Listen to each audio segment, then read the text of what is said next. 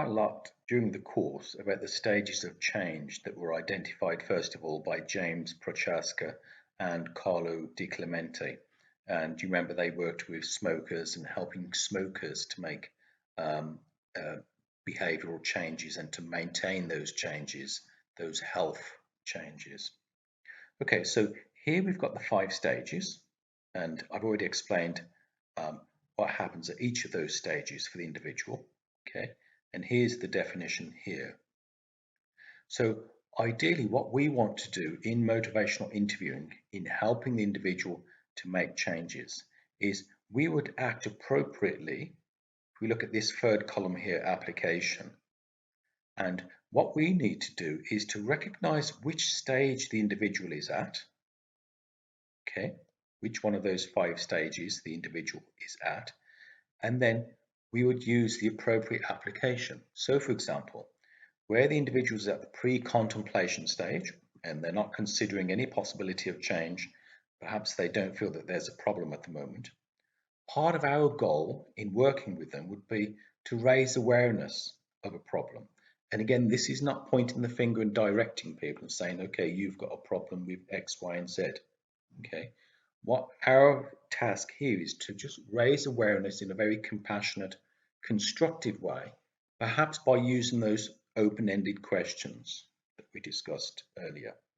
Okay, we inform and we encourage the individual. We help them to increase their knowledge of risks and validate lack of readiness and say that it's absolutely okay, it's totally understandable to be at the stage where we don't want to make any changes, and we've all been there. Okay.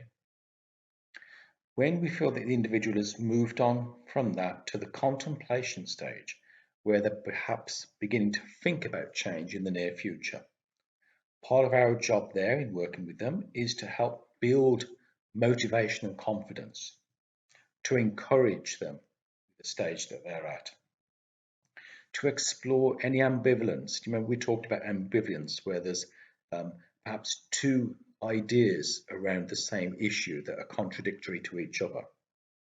And we can also help them to evaluate pros and cons of behavioral change. We could put together a chart perhaps and work through them with it.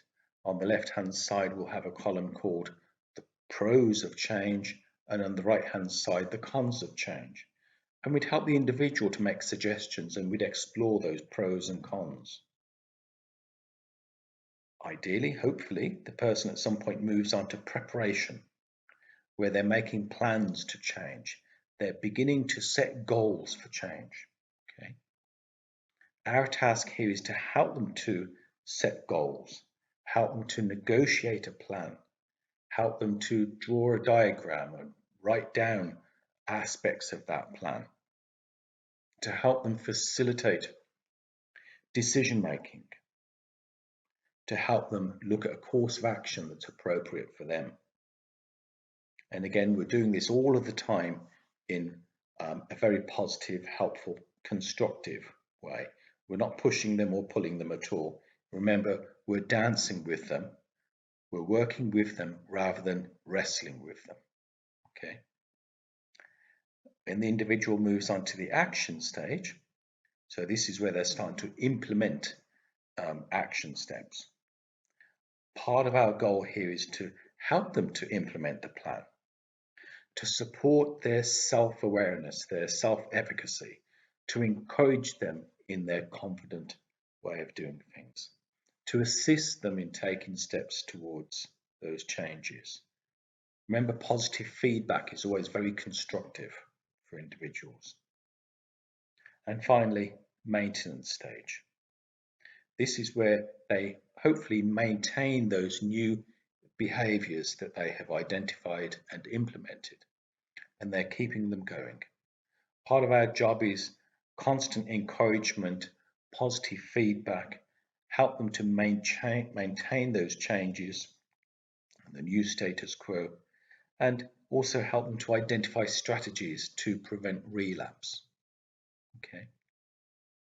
Okay, that's the 5 stages of change and how we can, in using motivational interviewing, recognize the stage that the individual is at and then we act appropriately to help them in that stage and ideally help them to move on to the next stage when the time is right for them.